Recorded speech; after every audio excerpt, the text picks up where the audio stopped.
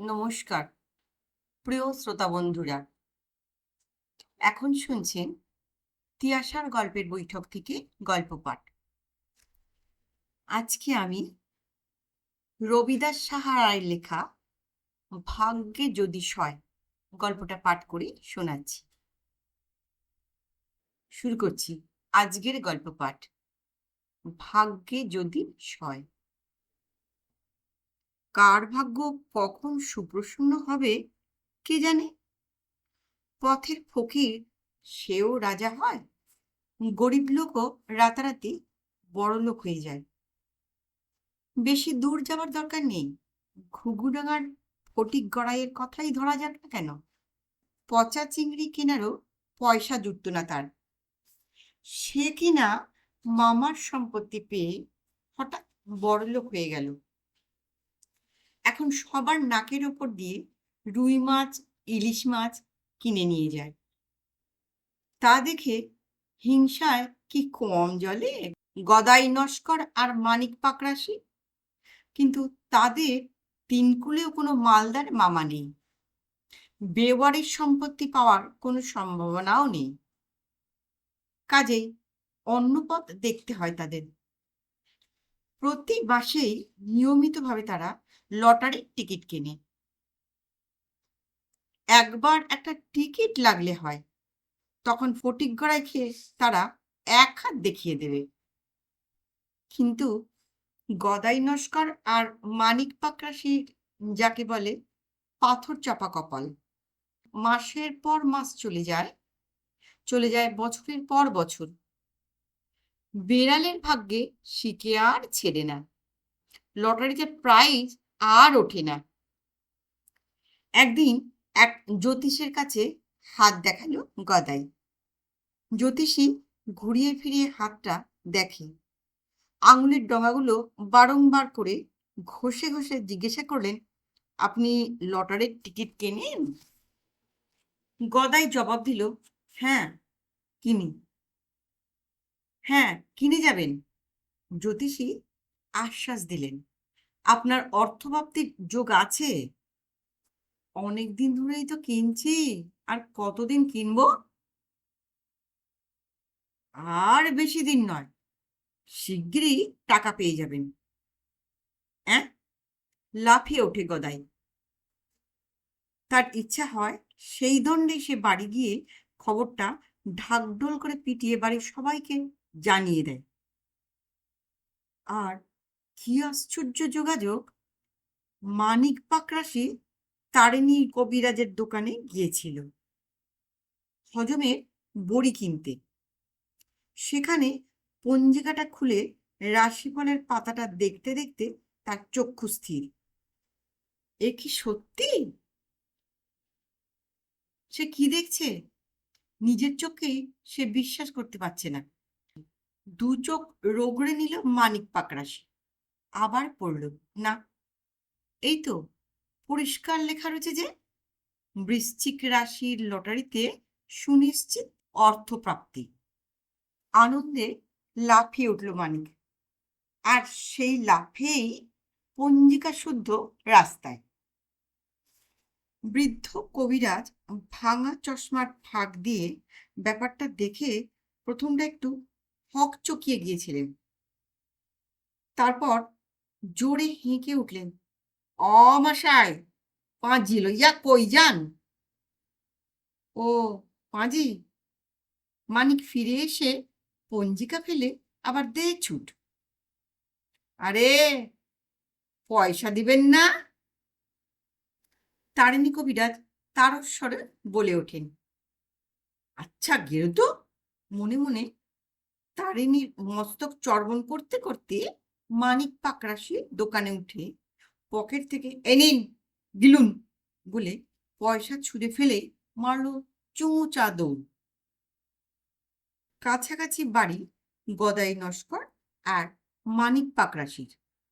এপাড়া আর ওপাড়া দুজনেই প্রায় পৌর হতে চলেছে, তবু কচিকাঁচা চৌকস বুদ্ধিতে এখনো টাইটুম্বুর। লটারির টিকিট আগে তারা কিনে নোট বইয়ের ভিতর লুকিয়ে রাখত। এখন আর তা রাখে না। রাস্তায় ট্রাকে বাসে নোট বই পকেটমার হতে কতক্ষণ, তাই বাড়িতে নির্দিষ্ট একটা জায়গায় রেখে দেয়, হয় আলমারির কাগজের তলায়, আর না হয় টেবিলের ড্রয়ারে। খবরের কাগজে লটারির ফল বের হলেই টিকিট বের করে মিলিয়ে দেখে। ছেলে মেয়ের দলও ঝুঁকে পড়ে বাবার সাথে। প্রথমে উৎসাহে দীপ্ত দৃষ্টি নিক্ষিপ্ত হয় প্রথম পুরস্কারের লাইনে, সেই সঙ্গে তির্যক দৃষ্টিপাত দ্বিতীয় তৃতীয় পুরস্কারের লাইনেও। সেখানেও উৎসাহজনক কিছু না পাওয়ার পর উদ্যমটা যেন থেমে যায়। তারপর অন্যান্য ক্ষুদে প্রাইজগুলোর দিকে একটু দায়সারা গোছের চোখ বুলিয়ে একটা সুনিশ্চিত দীর্ঘ নিঃশ্বাস বেরিয়ে আসে বুক থেকে। প্রাইজ না পাওয়ার চেয়েও একটা টাকা নষ্ট হওয়ার শোকটাও যেন বেশি করে তখন বুকে বাজে। যে টিকিটটা 1 মাস ধরে সযত্নে রক্ষা পেয়ে এসেছিল, তা এক মুহূর্তে দলিত মথিত হয়ে দূরে নিক্ষিপ্ত হলো। কখনো বা ছোট ছেলে বা মেয়ে সেটা নিয়ে কিছুক্ষণ খেলা করে, তারপর কোথায় হারিয়ে যায়। দুই বাড়িতেই একই দৃশ্য। দু বাড়িতেই লটারির টিকিট নিয়ে স্বপ্নপুরী রচনার অন্ত নেই। মেজো মেয়ে বলে লটারিতে টাকা পেলে একটা বাড়ি করবে। হ্যাঁ বাবা। ছোট ছেলে বলে একটা গাড়ি কিনবে। হ্যাঁ বাবা। ফোড়ন কেটে ওঠে বড় মেয়ে। ইস, রাম না হতেই রামায়ণ, রথ নেই তো রথের দড়ি। হ্যাঁ। পুঁচকে মেয়েটা বলে পুজোর সময় আমাকে একটাও বেলুন কিনে দাওনি, এবার 100টা বেলুন কিনে দিতে হবে। হো হো করে হেসে ওঠে সকলে। আবার কিছুদিন পরে নতুন করে শুরু হয় জল্পনা কল্পনা, এবং সেটা দুবারিতেই। মন্দ লাগে না, তবু একটা আনন্দ নিয়ে থাকা তো যায়। কি বলো নস্কর? দুঃখ তো রোজই লেগে আছে। বলতে বলতে একটু হাসবার চেষ্টা করে মানিক পাকরাশি। বলো কি? গেল মাসে নাকি বৈঠকখানা বাজারে এক আলুওয়ালা পেয়েছে 3 লাখ টাকা। গদাই নস্কর স্থানীয় সংবাদটি জানান। তাই নাকি? মানিক পাকরাশি নড়ে চড়ে বসেন। হ্যাঁ, কোথাকার এক ঠেলাওয়ালাও নাকি পেয়েছিল 1 লাখ টাকা, কিন্তু ঠেলা সামলাতে পারলো না বেচারা। খবরটা শুনেই হার্ট ফেল। ইস, দুনিয়াটা না যেন কি! ওই রকম হার্টের লোককে প্রাইজ দেওয়া কেন বাবু? এমনি করে দিন যায়, মাস যায়, বছর যায়। লটারির খেলার তারিখটা কিন্তু ঠিক মনে থাকে। সেই দিনটায় বুক ঢিপ ঢিপ করে, যেন ছটফট করে। প্রত্যেকেই রাত্রিবেলায় ভাবে পরদিন সকালে তার লাখপতি হওয়ার খবরটা কাগজে বেরোবে, কিন্তু বেরোয় না, ফসকে যায়। আর ফটিক গড়াইয়ের ওপর হিংসাটা দিন দিন বাড়তেই থাকে। ওর মতো মালদার মামা যদি একটা থাকতো। জামতারাতে যদু সোমের এক যে ছিল মামা, টাকা ছিল ধামা ধামা, গায়ে ছিল না জামা। ছোটবেলার এই পড়াছড়াগুলো এখন মাথায় চাড়া দিয়ে ওঠে। ইস, ওই ধরনের মামাগুলো কেন যে আমাদের ভাগ্যে জোটে না, তাই ভাবি। আফসোস করে গদাই নস্কর আর মানিক পাকরাশি। তারপর সেদিন হঠাৎ অঘটন ঘটল। খবরের কাগজে বেরিয়েছে লটারির ফলাফল। টিকিটটা তাড়াতাড়ি বের করে এনে মেলাতে বসে মানিক পাকরাশি। ছেলেমেয়েরা কেউ আর হুমড়ি খেয়ে পড়ছে না। প্রতি মাসে হুমড়ি খেয়ে খেয়ে এখন তাদের উৎসাহ দমে গেছে। প্রথম পুরস্কারের তালিকায় আলগোছে চোখ বুলিয়ে অতঃপর তীক্ষ্ণ দৃষ্টি ফেলল মানিক পাকরাশি। না, ওখানে নেই। এরপর দ্বিতীয় পুরস্কার। দ্বিতীয় পুরস্কারের টিকিটটার নম্বর দেখেই চমকে ওঠে সে। মাথাটা ঝিমঝিম করে উঠল। পরক্ষণে সে চিৎকার করে আনন্দে, পেয়েছি পেয়েছি পেয়েছি 1,00,000 টাকা। ছেলে মেয়েদের দল ছুটে আসে আশপাশ থেকে। রান্নাঘর থেকে বেরিয়ে আসে পাকরাশির গিন্নি। মানিক পাকরাশির গা তখন কাঁপছে, হাতে তার লটারির টিকিটটা। বড় ছেলে বলল, কই দেখি দেখি। বাবার হাত থেকে টিকিটটা নিয়ে মেলাতে লাগলো খবরের কাগজের ফলাফলের সঙ্গে। চোখের দৃষ্টিটা দিশেহারার মতন ঘুরছে। মানিক বলল, ওই তো সেকেন্ড প্রাইজ, দেখ মিলে গেছে। হ্যাঁ, তাই তো তাই তো তাই তো। বড় মেয়েও দাদার পেছন থেকে আনন্দে চিৎকার করে উঠল।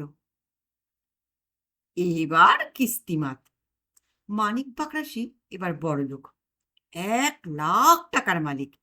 সত্যি সত্যি সে এবার লাখপতি। কিন্তু পাকরাশি যেন মুছে পড়ছে। কি হলো তার? সেই ঠেলাওয়ালার কথা কি তার মনে পড়েছে? সেও কি হার্ট ফেল করবে নাকি? মেজো মেয়ে পুটু ছুটে গেল গদাই নস্করের বাড়িতে।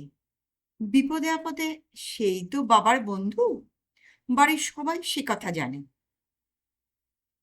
কাকাবাবু, আসুন, বাবা যেন কেমন করছে। গদাই নস্কর তখন খবরের কাগজে নিজের লটারির টিকিট মেলাচ্ছিল। মেলানো অবশ্য একবার হয়ে গেছে, তবু আরেকবার চোখ বোলাচ্ছিল কাগজের। না, তার ভাগ্যে কোনো প্রাইজ ওঠেনি। পুঁটুর ডাক শুনে বলল, কেন, কি হয়েছে তোর বাবার? বাবা লটারিতে টাকা পেয়েছে, তাই। অ্যাঁ, পেয়েছে নাকি? পুঁটুর মুখ থেকে কথা কেড়ে নিয়ে লাফিয়ে ওঠে গদাই নস্কর। কোন প্রাইজ? Second prize. অ্যাঁ, 1,00,000 টাকা? হ্যাঁ। তারপর থেকেই বাবা যেন কেমন করছে। গদাই নস্কর ছুটে এলো মানিক পাকরাশির বাড়ি। ঘরে ঢুকেই বলল, কি হে পাকরাশি, এবার সত্যি 1,00,000 টাকা পাকড়াও করলে? ততক্ষণে মানিক পাকরাশি বিছানায় শুয়ে পড়েছে। অবশ্য সামলে নিয়েছে কিছুটা। ক্ষীণ হেসে বললে, হ্যাঁ, তুমি নিজে একবার মেলাও তো ভাই। অতি যত্নে টিকিটটা রেখে দেওয়া হয়েছিল। বের করে দেওয়া হলো। গদাই নস্কর মিলিয়ে দেখল, সত্যি 1,00,000 টাকা উঠেছে মানিকের ভাগ্যে। ভাগ্যবান বটে, লাকি ম্যান। বাড়িতে ফিরে গিয়ে নিজের টিকিটটাকে কুচি কুচি করে ছিঁড়ে ফেলে গদাই নস্কর। তার সমস্ত রাগ গিয়ে পড়ে যেন ওই টিকিটটার ওপর। সেদিন বিকেলে মানিক পাকরাশির বাড়িতে কি হই হুল্লোড়! ছেলে মেয়ে মা সবাই মিলে কত কি জল্পনা কল্পনা।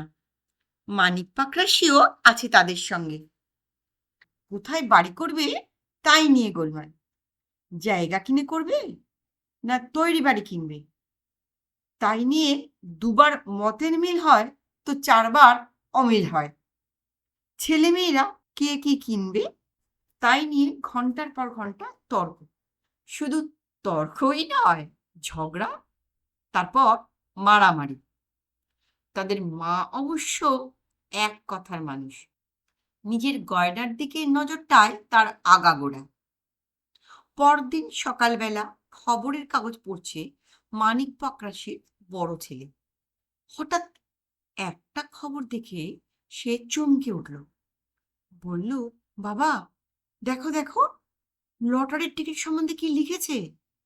কাল নাকি দ্বিতীয় পুরস্কারের টিকিটের নম্বরটা ভুল ছাপা হয়েছিল। হ্যাঁ? বুকে যেন শেল বেঁধে মানিক পাকরাশির। তাড়াতাড়ি খবরের কাগজটা টেনে নেয় সে। নিঃশ্বাস পড়ছে না, চোখের পলক পড়ছে না। মানিক পাকরাশি দেখল তারই টিকিটের নম্বরের ভুল সংশোধন। গতকাল যে নম্বরটা ছাপা হয়েছে সেটা ভুল। মাথায় হাত দিয়ে বসে পড়ে মানিক পাকরাশি। কি সর্বনাশ! এদিকে গদাই নস্করের চোখে পড়েছে টিকিটের খবরটা। দেখে সে চমকে উঠেছে। আরে, এই যে তারই টিকিটের নাম্বার, নির্ঘাত তারই টিকিট, হুবহু যেন নম্বরটা মিলে যাচ্ছে। কিন্তু কোথায় সে টিকিট? কাল তো নিজের হাতেই কুচি কুচি করে ছিঁড়ে ফেলেছে। যা! সে ধমকাতে শুরু করলো ছেলে মেয়েদের। ওরে, টিকিটের টুকরোগুলো দেখেছিস? না, দেখিনি তো। সবারই মুখে একই উত্তর। গলার স্বর আরো সপ্তমে উঠল গদাই নস্করের। দেখিসনি? খেয়েছিস তো পেট পুড়ে। ঘরে কোথায় কি খাবার আছে ঠিক তো জানিস? তার খোঁজ তো খুব রাখিস। আর ওই জিনিসটার খোঁজ রাখলি না? দেখতে পেলি না কোথায় টুকরোগুলো গেল? মেজো মেয়ে বলল, দিদি হয়তো ঝাড়ু দিয়ে ফেলে দিয়েছে। বড় মেয়ে অমনি ঝংকার দিয়ে উঠল, আমি কাগজের কোনো টুকরোই ঘরে দেখিনি। তবে কোথায় গেল টিকিটের টুকরোগুলো? গদাই লাফায় আর চেঁচায়, ভাতের সঙ্গে কি ওগুলো হজম করে ফেললি? ওগুলো পেলেও তো জোড়া লাগিয়ে দেওয়া যেত। এমনি করে কি লাখ টাকা যাবে আমার? হ্যাঁ? স্ত্রী বলল, ওদের কি দোষ? তাছাড়া নম্বর মিলেছে কিনা তাই বা কি করে তুমি জানলে? লিখে রেখেছ নম্বর? গদাই গর্জে উঠল, না, লিখে রাখিনি, মনে রেখেছি। হয়েছে তো? শুরু হয় খোঁজাখুঁজি। ঘর দৌড় সব তোলপাড়। ওদিকে তখন মানিক পাকরাশির মাথায় আইস ব্যাগ চাপানো হয়েছে। আর এদিকে গদাই নস্কর তার ঘরের বাইরে বসে আছে লটবহরের উপর। ঘরের সমস্ত মালপত্র তখন বাইরে আনা হচ্ছে, আর গরু খোঁজার মতো খোঁজা হচ্ছে সেই ছেঁড়া টিকিটটাকে। নমস্কার। গল্পটা কেমন লাগলো? গল্পটা ভালো লাগলে অবশ্যই একটা লাইক করতে ভুলবেন না। আর আমার গল্পের নতুন শ্রোতা হলে অবশ্যই চ্যানেলটিকে সাবস্ক্রাইব করে বেল আইকনটা অন করে রাখবেন।